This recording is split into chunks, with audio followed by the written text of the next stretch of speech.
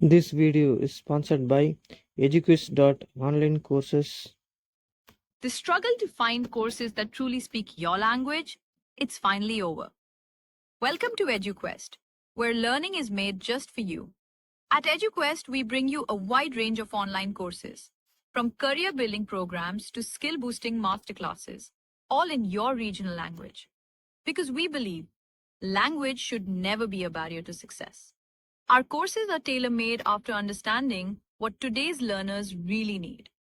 So why wait? Start learning the smarter, simpler way only with EduQuest. Visit eduquest.courses and explore your next course today. And hey, don't miss out on our exciting offers and promotions. Hello guys, welcome to daily ஒரு தகவல். இந்த வீடியோவில் நம்ம மின்சாரத்தை பற்றி தான் பார்க்க போகிறோம். கிட்டத்தட்ட கிமு 600லேயே கிரேக்கர்கள் நிலையான மின்சாரம் என்றால் என்ன என்பதை ஒரு மாதிரியாக புரிந்து கொண்டிருந்தார்கள். ஒரு மிக பழைய மர ரெசினையோ அல்லது ஆம்பர் என்ற பொருளையோ மிருகத்தூளில் உள்ள பர் எனப்படும் மயிருடன் தேய்த்தால் அந்த மயிர் உலர்ந்த புல்லை ஈர்ப்பதை நேரடியாய் அறிந்திருந்தார்கள். கிபி 1600இல் வில்லியம் கில்பர்ட் என்பவர் இந்த பண்பை பற்றி எழுதும்போது எலக்ட்ரிகஸ் என்ற வார்த்தையை முதலாக உபயோகித்தார். அவரைத் தொடர்ந்து தாமஸ் பிரவுன் என்பவரும் நிறைய இயற்பியல் நூல்கள் எழுதினார். பெஞ்சமின் பிராங்க்லின் 1752இல் மின்னலில் பட்டு நூலால் பட்டம் பறக்கவிட்டு சோதனை செய்து மின்னலில் இருப்பது மின்சாரம்தான் என்ற முடிவுக்கு வந்தார்.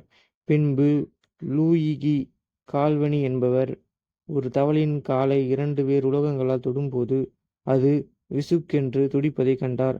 அதன் பிறகு அலெசாண்ட்ரோ வோல்டா என்பவர் பேட்டரியை கண்டுபிடித்தார்.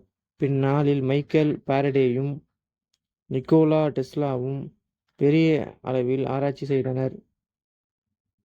கல்கத்தாவில் மின்சார விளக்கின் முதல் சோதனை விளக்கம் 24 ஜூலை 1879இல் நடத்தப்பட்டது. சென்னை ராஜ்தானியில் 1908 வரை சில தேயிலை எஸ்டேட்டுகளில் மிகச்சிறிய அளவில் புனல் மின்சக்தி உற்பத்தி செய்யப்பட்டது. மிகச்சிறிய புனல் மின் நிலையம் ஒன்று குன்னூர் அருகே கட்டேரியில் இயங்கி வந்தது. 1927இல் அரசு மின்சாரத்துறை உருவானது.